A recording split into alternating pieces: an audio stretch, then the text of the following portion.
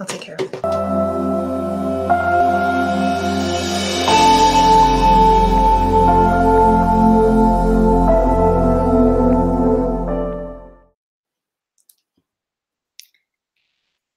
Hello. Hi. So for you, it's the nighttime. For me, it's the morning. Such a Yeah, pleasure. exactly. The end of my day and the beginning of your day. Crazy how across the world we can connect and be on somewhat of a similar page. Okay, so I'm Lori Novick, coming to you from Efrat, Israel. I'm a Yoetzet Halacha and a Yoetzet Halacha fertility counselor. And I'm Sahar Wertheimer. I'm a reproductive endocrinologist in Los Angeles. Okay, so today our topic is from the basics to BRCA, talking about PGT, which is pre-implantation genetic testing. Sarah, would you like to give us an initial, like first working definition of that? We'll of course get into the details a little bit later. Yeah, so pre-implantation genetic testing refers to testing embryos before they are implanted. So when a couple is doing IVF and going through, creating embryos from a sperm and an egg, and even before it is transferred to the uterus, so before conception, we can test the embryo. We can test it to do a cellular biopsy of the cells that will later become the placenta and test the genetics of those cells to check for different types of genetic mutations. And we'll talk about specifically which kinds in a bit. All right, fantastic. That's enough for us to start, I think. And today we have a few topics that we're going to be talking about. We're going to start by talking about some of the considerations when we talk about major interventions in as I get in fertility and genetics. Then we're going to move to talk about two different types of PGT, PGT-A, PGT-M. Then we're going to talk about specific, very interesting cutting edge issues. First, late onset disease, which also includes BRCA. And second, the question of sex selection, choosing the gender of a child through this process. Let's start with our first topic, talking about interventions. And Sarah, why don't we start with the medical and ethical aspects of this issue? So ethically speaking, okay, so medical issues with PGT, in the IVF world, we think about pros and cons. Pros, we know that if we have a tested embryo, and I think that this will become a little bit clearer once I discuss a little bit further what PGT is. We know that if we have a tested embryo that is matching good genetics, that there's a higher implantation rate, a higher success rate with transfer. Cons can be ethically, what are we selecting for a better gene pool? Are we selecting, are certain genes potentially linked that we're unaware of, and maybe we are kind of engineering a different kind of pool? People will ask a lot of times, what about designer babies? Are you creating designer babies? A lot of times I have to clarify for patients that at this time we are not, testing for blonde hair, blue-eyed babies. That's not what PGT does. But I guess in a sense, will that one day be possible? Maybe. And so that's kind of part of the ethical discussion of PGT testing. To what degree are we going to test? Where is it ethical to test into? And where does it start to become a little bit extra? It's a really interesting religious issue as well. Like there's a midrash in Breshit Rabbah that talks about 7 things that are mechusim mibnei adam, that are hidden from human beings, sort of like beyond our scope. And one of the things they list is ma be'ibura shel isha, what a woman's got in her pregnancy. And there's a Gemara that talks about a conversation between Yeshayahu and Chizkiah, where basically Yeshayahu says to Chizkiah, who's reluctant to have children because he understands that his children are not supposed to wind up being tzaddikim, which says, Bari kavshi d'rachman alamalach, like why would you get involved with these things that are sort of in God's province? So there's definitely a strain in Jewish thought that thinks about some of these issues as being really beyond what the human being should deal with. And on the other hand, we have a strain in Jewish thought which says, Rapo Yirapeh, that we have the permission to heal, that God gave us the ability and permission to perform the things that we can. And not only that, but there's a broader question, which is really why should we say that we can't do this sort of thing if we have the capability, unless there's a clear halachic reason why it would be prohibited. There's a Tiferet Yisrael on the Mishnah who says Shekol davar shelo nideh tam la'asro mutar hu bli tam. The things that we don't have a clear reason to prohibit should be permitted without there being a special or specific rationale for them. So it's not totally clear why this would be an issue. We could say maybe this is one of those things that was not explicitly prohibited, and therefore it should be permitted. So what we're going to do next is we're going to hear Sarah's going to go into more detail about what these procedures really are, so that we can have a really solid medical understanding of what they are before we start breaking them down more.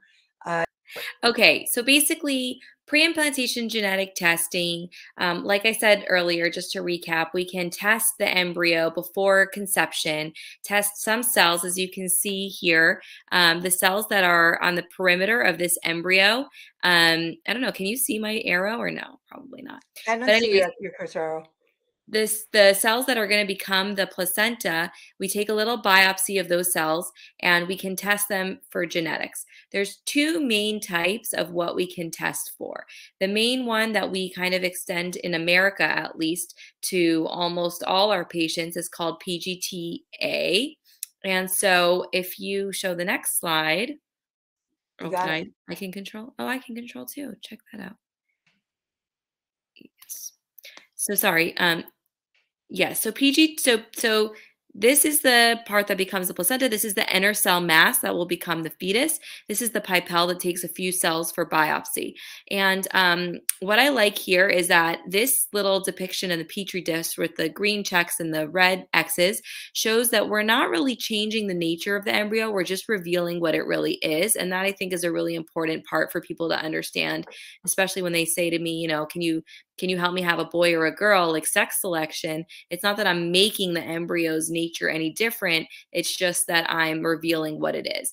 So when you talk about division of a cell, right, you get chromosomes from mom and chromosomes from dad, and they combine, and then they need to redivide into making embryos of the offspring. So if the chromosomes can divide the way they're supposed to evenly, then you have this normal division picture where you can see every embryo ends up with the right amount of chromosomes, one copy from mom, one copy from dad.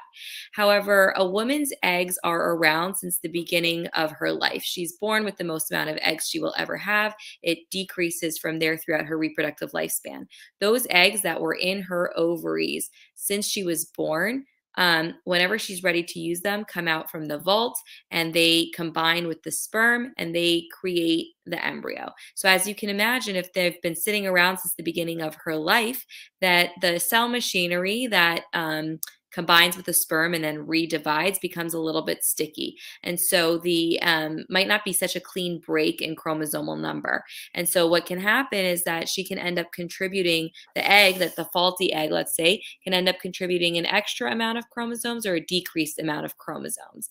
And so the offspring, as in the two other pictures, does not give the right amount of chromosomes off, one from mom, one from dad, but rather will give an extra set or a decreased set. And those offspring, usually we say there's an all or nothing phenomenon in the first trimester. They won't even implant if they're abnormal chromosomal number. If they do implant, most likely it'll end up in a miscarriage, which is why miscarriages, as we know, are much more common than people think. Or thirdly, it could progress to an abnormal pregnancy, which we pick up later on prenatal screening, for example, or prenatal invasive testing. And then a woman is forced with a decision of, how do I continue this pregnancy? Do I not? She'll ask a Rav, all the controversy surrounding Roe v. Wade these days, et cetera, et cetera. So, majority of the time they don't implant. And that's what leads to unsuccessful transfers. If it was an untested embryo, most of the time we think it's abnormal genetics of the embryo. And so PGT, just to, go back to my first point of, it brings you to a more successful pregnancy earlier, because we know this is a normal embryo and we're implanting a normally genetic embryo. And most of the time that does lead to a normal pregnancy. Okay, so in terms of PGTA, we're talking about chromosomal abnormalities. Exactly. And because chromosomal abnormalities includes the X and Y chromosome, we can tell gender. So sex Mhm. selection is PGTA. We can tell if it's 46XX or 46XY. Okay, great. And then we'll talk a little bit more about that in more detail Yes. moving forward. Okay. And then something that we had started to talk about when it came to PGTA was the question of mosaicism and also some recent controversies about it. Do you think you could speak to that as well? Yeah, so when you were asking me about some of the medical and ethical decisions or pros and cons of PGT. So one of the arguments against doing PGTA, as a woman gets older, her eggs become more chromosomally abnormal. So in younger women, we think the percentage of her eggs that are abnormal is less. So if you're, 35 years old, just to give you a ballpark, maybe 50% of your eggs are normal and 50% are not normal. If you're younger than 35, majority of your eggs should be normal. And so some people will argue that in the younger patients or in the older patients that have had multiple failed transfers or embryos that are not developing in vitro, are not making it to the embryo stage, perhaps for these patients we shouldn't be testing. Why? Because there's something called mosaicism, where different cell lines exist within the same embryo. And so some of the cell lines may be those abnormally divided ones with the abnormal instructions, and some might be normal. And so when they get a biopsy of the embryo, I'm sorry, remind me, can you see my cursor? No. Oh, okay. So when you take a biopsy of the embryo, like this little picture underneath the example one, they take a biopsy of the cells that are going to become the placenta. As you can see in that biopsy, some are orange and some are blue, meaning some are abnormal and some are normal. And so mosaicism basically means it's comprised of a different, like it's not totally abnormal and it's not totally normal. It's a makeup of the two cell lines. And so there can be different testing modalities have different thresholds for picking up on mosaicism. And so if something meets a threshold of mosaicism, most labs will not implant that embryo because the chances that it could be abnormal are greater. But we do know through, some data and some experience that these mosaic embryos, once they interact with the uterus, actually have an ability to autocorrect, which is very cool. You can put potentially these mosaic embryos could end up being a totally normal fetus. That's one. And two is that potentially, even though we got a biopsy of these abnormal cells, the actual inner cell mass might be normal. What's going to become the fetus might actually be normal. Because remember, with PGT, we're biopsying the cells that will become the placenta, not the cells that will become the fetus. And so maybe we're excluding normal embryos. So their argument is, if it's all or nothing phenomenon of implantation in the first trimester, let's let women take that chance. Let's not remove these potentially normal embryos from them and give them that added percentage.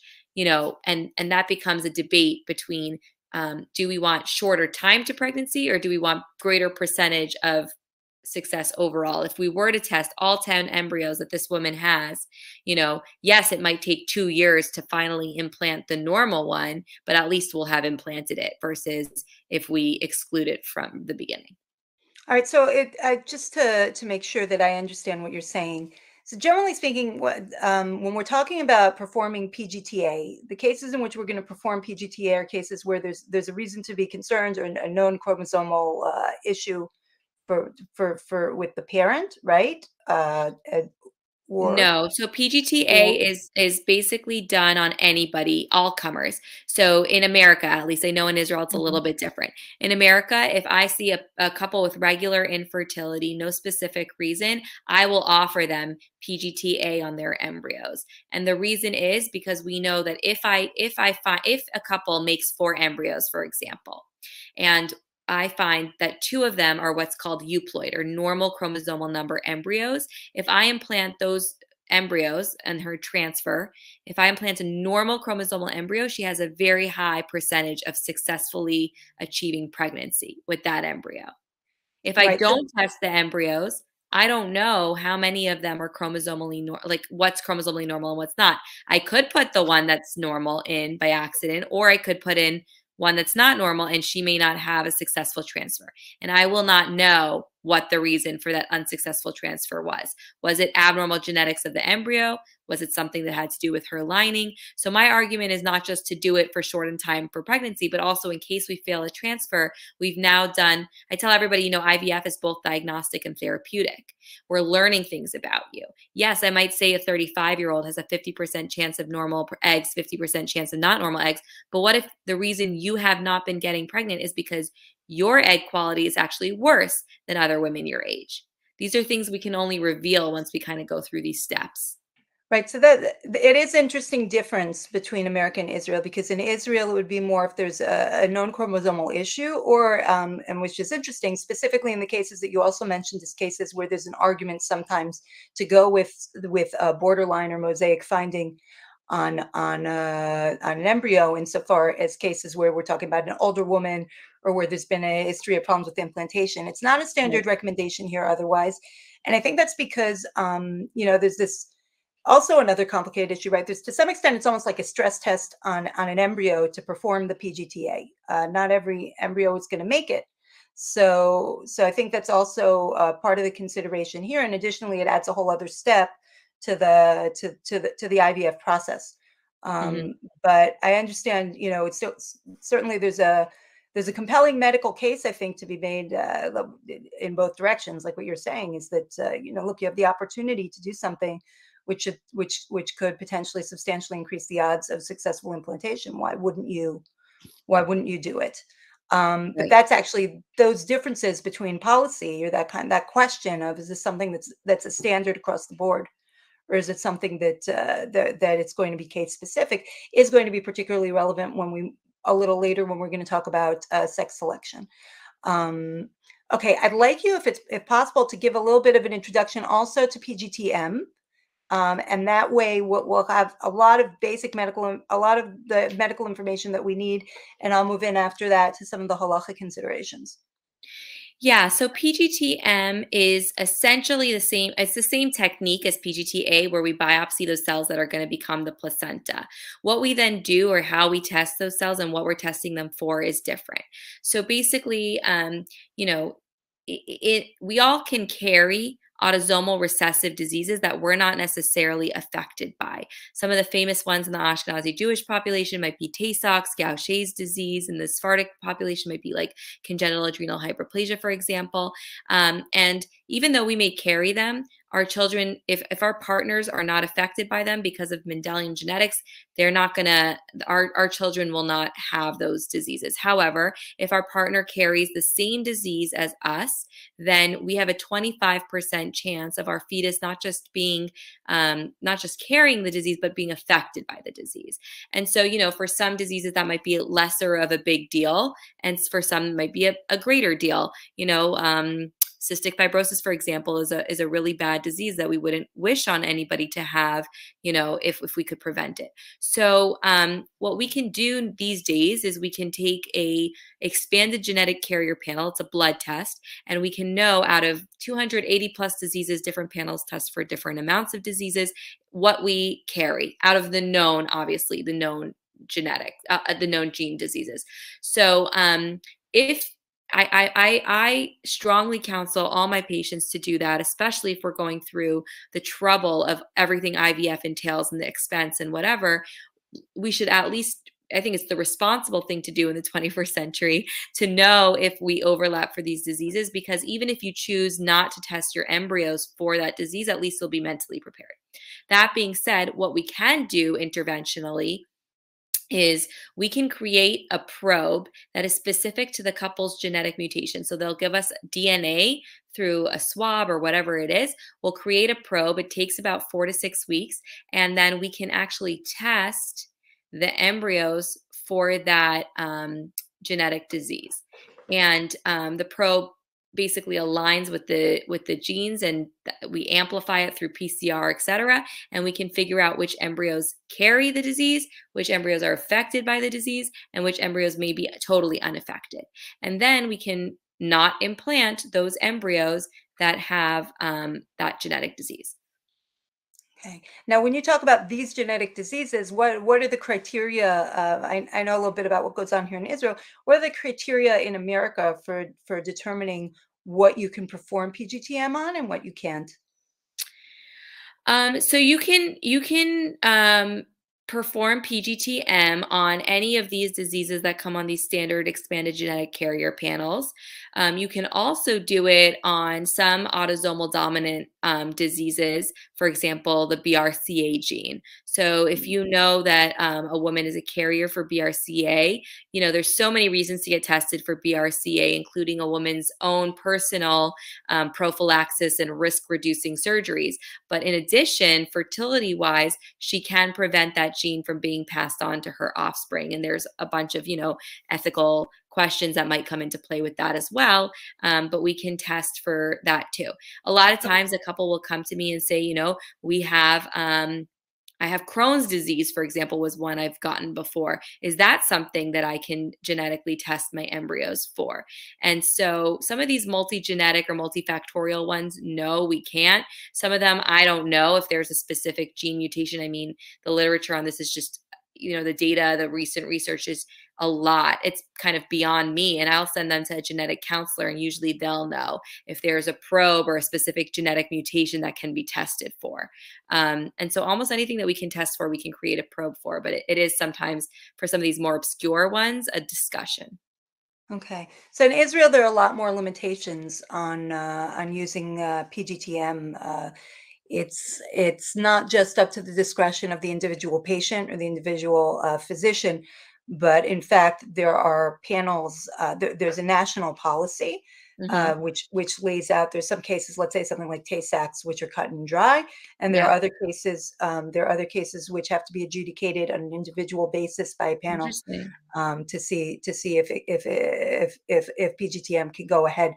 So it's a very different. It's Mm-hmm. interesting. It's just a very different framework for assessing in which cases you would use these technologies, in which cases you couldn't. I'd like to move on, with your permission, to talk a little bit about some of the halachic aspects of these Yeah.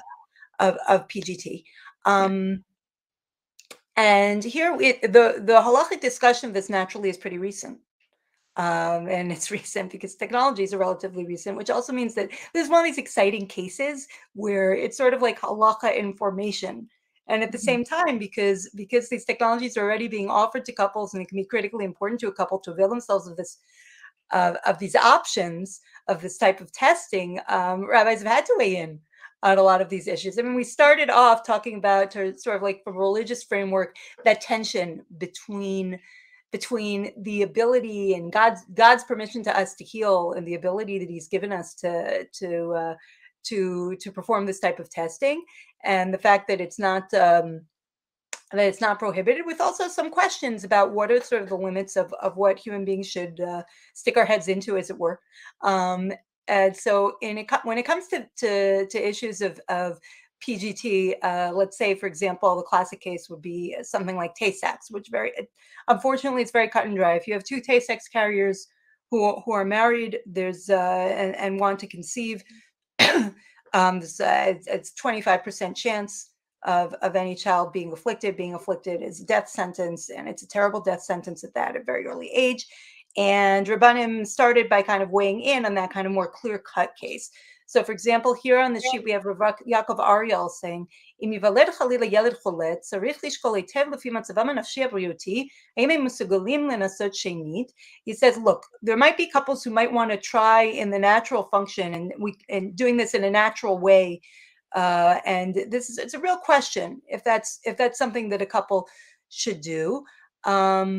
כי אם הדבר קשה להם מאוד, הם פטורים.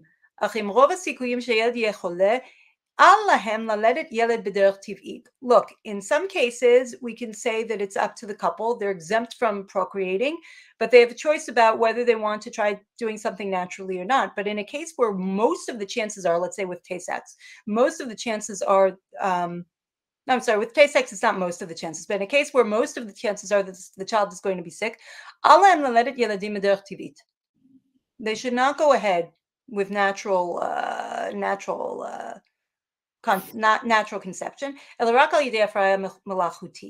think when he's saying most of the chances, he doesn't mean that it's a higher chance that they'll have that child, but that given the carrier status, if the child is Yeah. afflicted, then the high chances are that it's going to be terrible. Yeah, that was right. There's no mitzvah to bring children into the world who are impaired. Whether in terms of the suffering of the parent or in terms of the suffering of the child. I think what's also really interesting that he brought that up is that the considerations here, there are sort of like, there are three parties. There's the parents and how they're going to be affected, and there's the rights of the child, that's his or herself. Rav Asher Weiss says, "Lagabe hashela im chayav lenasot lavi yeladim al yedei afraya chutz-gufit." Well, is it obligatory in certain cases to pursue PGT technology? רק אם יתברר שאין בו פגם גנטי, באמת שאין בזה כלל חיוב מצווה פריה ורבייה, דאין חובת המצווה אלא המעשה הטבעי שיש באדם לעשות. Look, he says, there's not a halachic obligation to perform, the halachic obligation of puravu does not obligate someone to pursue this type of testing. In other words, you could say, we're not going to have children, we're not going to perform testing. And at the same time, v'dai sheyesh lo odadam. We should certainly encourage couples in situations where they're liable to have children who are deeply afflicted. We should be encouraging couples to pursue PGT. And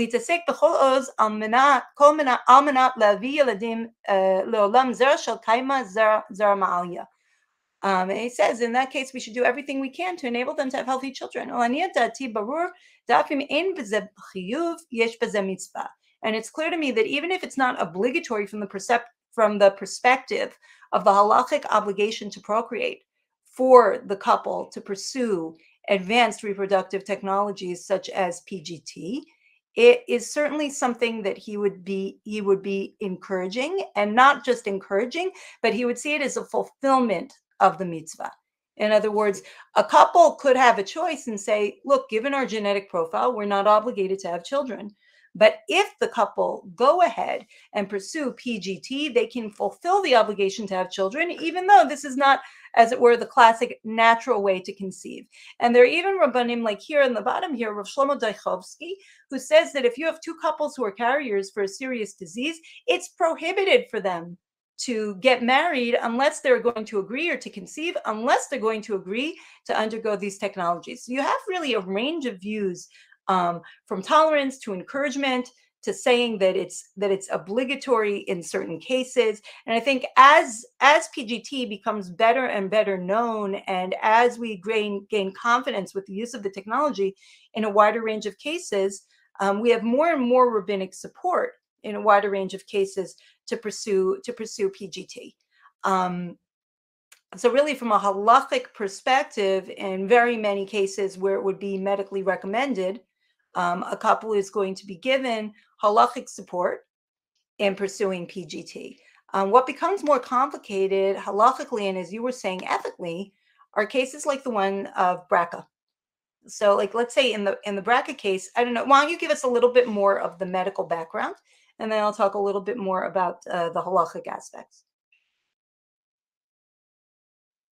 Yeah, I think we wanted to dive into this because we called the session from PGT to BRCA or something. Well, but unfortunately, it's such a high incidence in the Jewish community. I mean, 1 out of every 40 yes.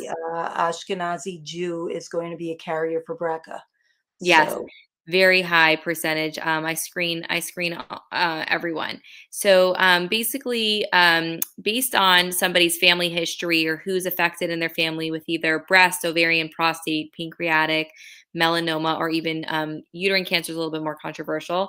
But if somebody has a strong history, and depending on the age of diagnosis of that family member, et cetera, then they may they may qualify per the American College of Obstetrics and Gynecologists to be tested for the BRCA gene. So I don't know if it's different in Israel what the criteria is, but we have some guidelines that we follow. And if they choose to be, if they do kind of fall into that category, I go through pros and cons with them. The risk of breast cancer is significant by age 70, 45 to 85%. The risk of ovarian cancer, if you have the BRCA1 gene, is actually a little bit greater. That you're at greater risk of developing ovarian cancer versus the BRCA2 gene is about 10 to 30% by age 70. And so what is the reason for testing? I go through the pros and cons with them.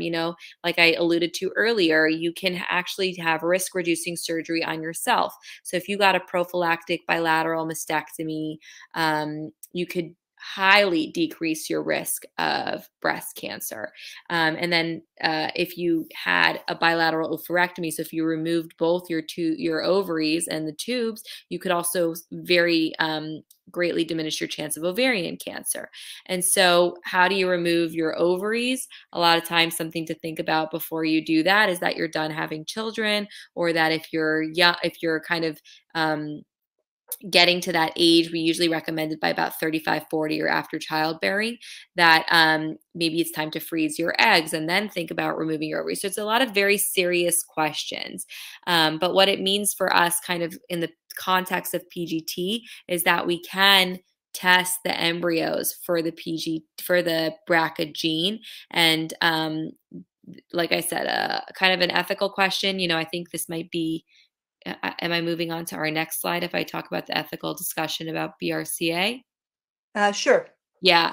So basically, like I had a patient once, and this will stick with me forever, who said to me, we were discussing the BRCA gene and whether she should test. She was doing egg freezing. So she didn't need to fertilize them yet. This is not a discussion she's going to be having until she makes embryos, because we cannot test eggs. We can only test embryos.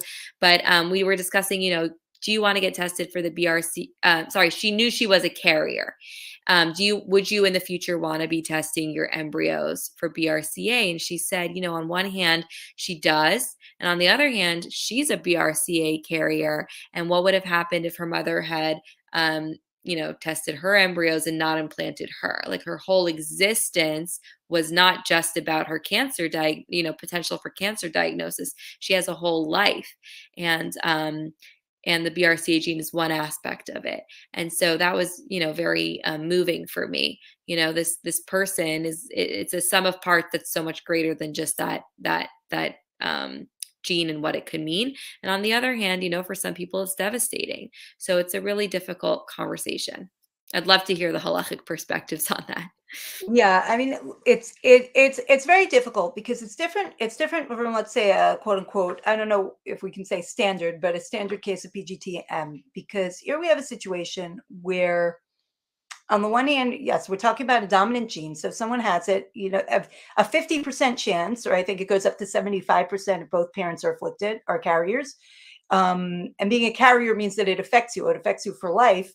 That's a huge percentage chance on the one hand of children taking this on. And again, it's something that affects you for life, insofar as even before you get to the age where you would be having cancer, there's additional screening. And as you discussed, there's the possibility of a prophylactic treatment, which has a lot of implications on its own. It sounds simple, prophylactic treatment, but let's say an oophorectomy, moving the ovaries, is not a simple thing. And it affects all kinds of life decisions about childbearing. It affects the life of the couple. It affects their intimate relationship. It's a big deal.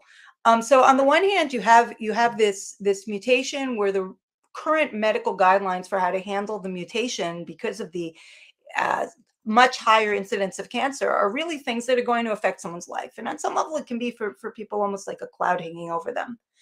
On the other hand, we're talking about something that it's, even though the odds are unfortunately much, much, much higher of becoming sick with cancer when someone has BRCA. Number one, it's not guaranteed. It's not 100%. And number two, this is something that often is a later onset in life. It's something that most typically, though of course, there are exceptions, it can happen earlier, but most typically it's not happening before someone's 40s or 50s even. Um, and that's many decades of potentially high quality life where someone's not being affected. It's like the case you were talking about. What for a woman to say something along the lines of, "Well, you're going to select me out genetically." Part of why she's saying that is because, thank God, even though she's a carrier, she's lived a very full life up to that point. Many of us who are carriers are, a carrier can go a very long time without having cancer. So the question with PGTM is sort of like, well, you have it in this moment. We can take these steps to stop this disease and to stop this gene line in the family. Of course, you don't know what's going to happen with marriage, but to stop it at least from our end. And on the other hand, it's not something that's necessarily where the positive effects of it aren't necessarily going to be felt for decades. And what's going on medically doesn't stop in its tracks. What happens, for example, if a few years from now, God willing, this should be our problem. If a few years from now we have a much higher developed techniques for dealing with breast cancer, for detecting and treating breast cancer, would we say that what we did here was for naught? Is it possible that we're going to discover that there's some genetic advantage to BRCA? Someone, a nurse I was speaking with the other day, said it seems that maybe it enhances fertility, BRCA, which is sort of ironic. No, Um, decreases fertility. so from your knowledge, it decreases fertility. And then what's also interesting, so I'll have to share that with her. What's also interesting is that maybe not. In other words, because we're talking about something that was typically late onset, maybe there was no genetic advantage because the disease didn't often, in times with shorter life expectancy, the disease didn't come into play necessarily before people were dying very frequently. So you So have all these evolutionarily, Yes, you have interesting. all these very messy questions. And so how is it how are our rabbanim, when they're asked these halachic questions, how are they supposed to relate to it? So again, as we saw before, Baruch Hashem, the halachic establishment has really been on the whole very supportive of following medical recommendations on PGT in general. But that's a lot clearer when we're talking about a disease that's very likely to come in the near term in a way that's going to affect the child. In the short term, why would there be any hesitation about this type of intervention halachically? Well, first of all, any intervention is something that halacha is going to keep its eyes on. Here we've got questions in terms of the whole process of IVF, things that again we'd overlook in cases where it's clearly necessary for the couple. Let's say there's a fertility issue. We're going to say that, for example, the man procuring a semen sample is not doing something that's wasting sperm. It's not wasting sperm. It's not levatala, but rather it's in order to procreate, so that would be halachically permitted. What about this case where they're actually perfectly fertile? They can have children who are potentially going to be healthy for years. Are we going to say it's permissible? There's some sort of risk involved for the woman in undergoing procedures. Again, it's a risk that we readily absorb in any number of cases. In cases where there's where it's clearly indicated to go through PGTM, or in cases where there's a clear fertility issue, women absorb the risks of the high level of hormonal stimulation that we talk about in these procedures. But what about here, especially given the sensitivity of a BRCA carrier potentially to the effects of estrogen, even if the protocol is going to be different and we're going to be trying to block its effects as we go through it. So, Lori, that's. I was just going to jump in and say, that's really interesting because there's two scenarios. One could be that somebody is doing all of this to prevent the BRCA from being passed on to their offspring. A lot of times we see people are doing IVF anyways for their infertility and then want to know if they should also add on the BRCA or, for example, and in that case, and absolutely from a medical and also I think from an ethical and I think also medical in Israel certainly and halachic perspective, the bar of what it takes to permit this is lower if we're already in the process, right? Because PGT is basically what a couple's going through is they're going through all the complications of IVF plus. Right. It's IVF plus all of these other factors. Right. Another halachic question would be something along the lines of, well, this is sort of a stress test for the embryo a little bit, going through PGT, PGTA or PGTM. PGTA might be even a little harder, I think, because it's the fifth day, right? Which sometimes it's even harder to get to. In America, they're both done on the fifth day, and in America, I wouldn't say it's such a stress test. Usually, Okay, all so our in embryos America, you do don't see it that PGT. way, I think which that's is different interesting. between Israel and Right, America. and Yeah. also the Well, REs I have think talked about. what you're saying is that if they make it to the point where they do PGT, then they've made it to, at least in America, they've made it to day 5 of development, which is a really good sign. So we Yeah. don't even do PGT on our ones that only make it to day 3. So maybe Yeah, in so that in way, it's kind of Israel, flexible. PGTM is often performed on day 3, and not Oh, on day 5. oh, It depends on the medical center and the particular lab and their techniques, but it's often on oh, day okay, 3.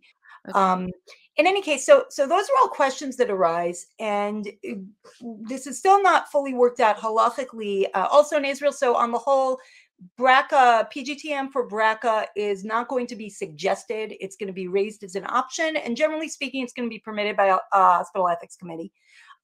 Here I just have 2 examples of Rabbanim weighing in on this, and they're in different directions. So you have Rav Dov Lior, the last 2 lines of the source on the top.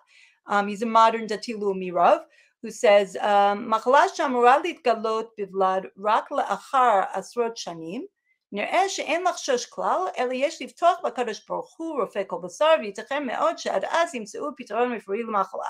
His approach is, look, if we've got a sickness that's only going to express itself after decades, we shouldn't be concerned about it now at all. Rather, we should trust in God who heals all flesh. And it's possible that by the time it would be relevant, we're already going to have a therapy. Oh, I should add another halachic consideration, which is that you've got in some of these cases, you've got a perfectly healthy, fertile couple who are going to wind up using contraception for their whole married lives, which is also a big deal.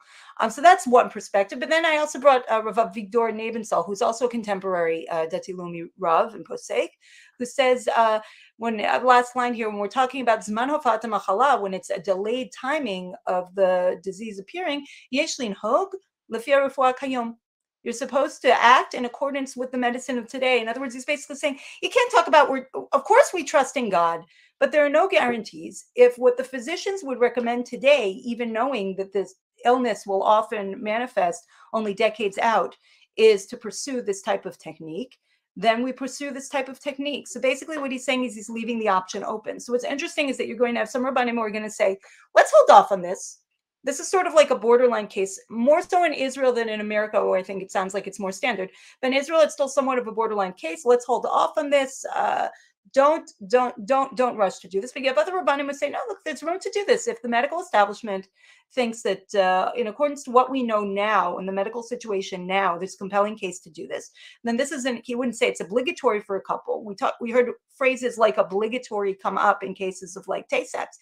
I haven't heard anyone say that PGTM is halachically obligatory for a couple of BRCA carriers or where one is a carrier. But still, it would be an option for the couple to pursue. In practice, at least in my experience of encountering couples who've had a personal experience with breast cancer or with heavy effects of BRCA are more likely to be interested in pursuing PGTM, and couples where it's been sort of more well managed or a case of cancer in the families, it's been survived without as much struggle, are often less likely. So what seems to be interesting is a couple's inclination to sort of stop BRCA in its tracks in their particular genetic line often seems to depend on their personal experience. But on the whole, we see that there are many Rabbanim who are supportive, but not pushing it, and there are others who are reluctant. I think we need to move on to our last topic, which was sex selection. So do you want to just remind us about how it works in terms of PGTA? It's automatic that we're going to know what the gender is, or is there a way not to know if we would want not to know? It's automatic because it's chromosomal number, and so, potentially there could be a sex chromosomal abnormality that PGTA would tell us about as well.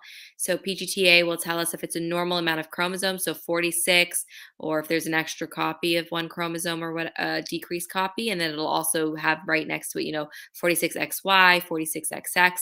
46 potentially could be like something like, Klinefelter's could tell us this is XXY or Turner syndrome XO. So sex will be told with aneuploidy. So in your experience, so as you were explaining before, in America, it's standard at least in your practice, to do PGTA for any Yeah. couple that's pursuing IVF. So Yeah. at this point, we're saying that all the couples are doing this. All the couples are going It's to have offered to results. everybody. Yeah. Okay, so right, so a couple might decline PGTA, but it's going to You be might. offered to everyone going through Yeah. IVF. So on the whole, Yeah. it's going to be a standard that a couple going through IVF is going to have PGTA done, and they're going to know, or you're going to know before implantation, the genders of all these preembryos.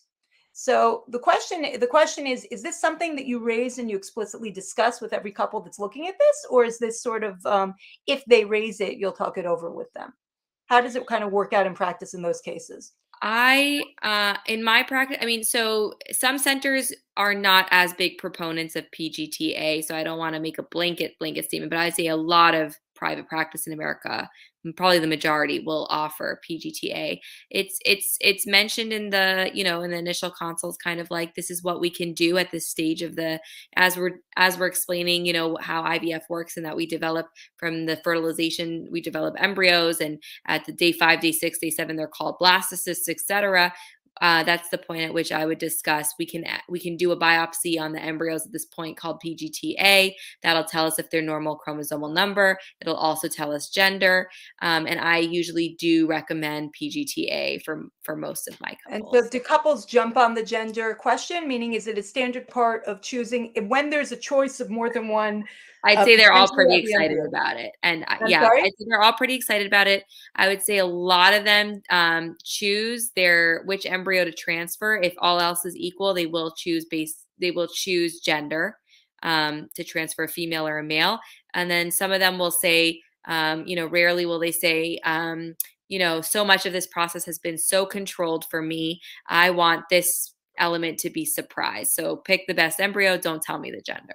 That's fascinating. Yeah. And what about if do couples come to you sometimes who are not otherwise in the IVF process, asking to pursue it for the purpose of gender Yeah, so selection? we call that IVF for family balancing or gender balancing or whatever. And yes, there are a good amount of couples that come just to do IVF to pick the gender of their baby. And from my understanding, halachically, if they have all girls or all boys, um, there may be like some heter, I guess, for pru or vu. I don't know. I defer to you. Okay, so the halachic discussion is really interesting. Again, we make this distinction between a couple that's already in the IVF PGTA pathway, or even just in the IVF pathway, and a couple that's not already pursuing it. First thing, and I think this is very important that's on the table. I'm not aware of any halachic authority who says that a couple that has only boys or only girls is obligated to pursue any kind of IVF, even if they go Right, through IVF, is obligated to specifically right. pursue Do this path right, for sex selection. I think it's right. important to put that out there. This is not something that someone has to do. Question is something that someone can do in terms of Israeli law, and unfortunately, the Israeli law halachas are part of the picture. In terms of Israeli law, there's some limits on this. It's not automatic at all. It's generally speaking, again, they're different sort of ethical councils that people would have to go through. Certainly, if they're not going through IVF or PGTA to start with. It's much simpler if there's already PGTA, and then on some level they're choosing embryos to begin with. But if that's not what's going on, and again, PGTA isn't standard here for all IVF cases, and IVF certainly isn't standard for every conception. So in that case, it really depends. If a standard criterion would be either that there's some compelling medical reason to do it. Let's say there's a sex-linked disease, right? So that would be a medical reason to do sex selection, or that there is a family layout of 4 children of one gender already, slash and/or a strong psychological component. There might be for whatever reason, a couple that, let's say in the, from what I understand in the Arab community in Israel, having a son is of such social importance that if a woman has not yet given birth to a son, her entire world is different than if she's had a son. And that kind of thing is something that's going to be taken into consideration. One of the interesting backgrounds to this is that the Gemara, obviously the Gemara doesn't discuss PGTA for sex selection, but the Gemara talks about couples who are interested in having a boy, or couples who and how that might play itself out. The assumption there is that sex selection is going to err on the side of boys. So, for example, I brought two sources here. Someone who wants to have only boys should make sure that he repeats acts of intercourse when trying to conceive. Okay, and then there's another Gemara in Masechet Nida. What should a person do to ensure that he's going to have male children? And again, the discussion has to do with during relations in particular. And also it has to do with asking with tefillah. There's, a range of different things. The fact that the Gemaras here are taking it for granted that there might be a preference, but also without criticism, raising practical suggestions that someone might undertake. Now, this isn't a hardcore halachic discussion here. No one in the Gemara is saying this is what a couple have to do. But the idea that the Gemara is sort of like in this very neutral way is, or maybe even more than neutral, saying here are things you could do to try to enhance your odds of having a son, opens the door to saying that we're not talking about a halachic crisis, as it were, for a couple to kind of pursue choice in this matter. I see their time is low, but just very, very quickly. So you really have, again, you have different schools of thought in terms of relating to this. So I brought, let's say, Avram Steinberg, Rabbi Dr. Avram Steinberg, who's a major expert in halachic medical ethics here worldwide, and particularly in Israel. He expresses some reluctance. He talks about those cases that I mentioned, which are cases where in Israel it's going to be more widely accepted or permitted to explore PGTA for sex selection. And at the same time, expresses some reluctance that this would be done on a regular basis. Is there a slippery slope? Are we concerned about where this is going to lead us? Like you were saying, blue-eyed children. Are we concerned about how freely we want to be, back to this question of intervention, right? Intervention when it's rapo yirapeh, when it's for the point of healing, is that different from intervention when it's just about preference? And how do we really look at that? So that's you've got that on the one hand. And then you have Rav Yuval Sherlow, who's a national religious rabbi and ethicist. And what he says is that look, we have these Gemaras that talk about this in a very open way. And back to that question of, well, if something isn't explicitly prohibited, who are we to prohibit it? Why shouldn't it be permissible for a couple to pursue this if they're interested in it? So you really have different voices in the rabbinic establishment about this question of sex selection as well. There's no matter where you are, there's going to be some sense that this should be talked over and worked through, especially since, as we discussed, PGTA, PGTM are going to involve different processes for the couple from regular conception. And again, the bar is certainly going to be higher for a couple that's not already in the IVF process or already pursuing PGTA, but for other reasons. But the door is not closed on this. At the same time, it's not where it is, I guess, in America, where it's sort of very much wide open. It's the door is open, but there's sort of like a process, as it were, for stepping through it. And I think that's sort of maybe a nice way to sort of summarize what I've gotten out of our session, which is that we have these amazing technological breakthroughs in the realm of fertility. I mean, the things that you can do, Dr. Wertheimer, were unimaginable until very recently. Yes.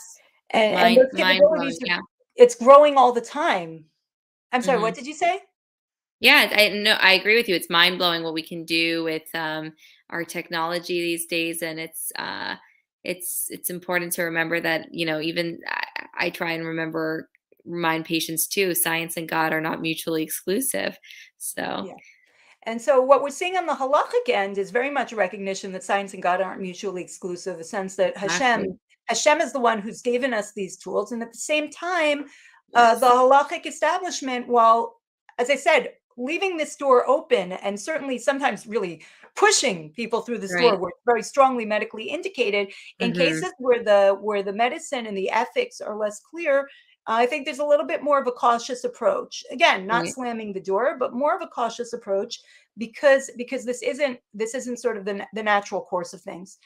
Both saying that couples aren't obligated to pursue this type of option, let's say for purvu, to have a boy and a girl, but also beyond that, saying, well, let's not jump into this world of medical technology and intervention unless we're sure that this is what we want to, that what we need to pursue, either medically, what we're advised to pursue medically, or something that we really have a compelling other need to pursue, in terms of thinking about the ethics. And the field's really developing. I mean, if we were to have the same conversation, if we had it 5 years ago, and if we'll Yeah, have it 5 years from now, I imagine that the conversation will not be the same.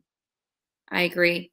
I agree. There's a lot of stuff coming down the pipelines that I think will be very interesting for our health and halacha of 2027. Yeah. So anyway, thank you so much. It's been such a pleasure to learn from you Yes. today and with you Yeah. today Thank about this you. subject. Thank you. Okay.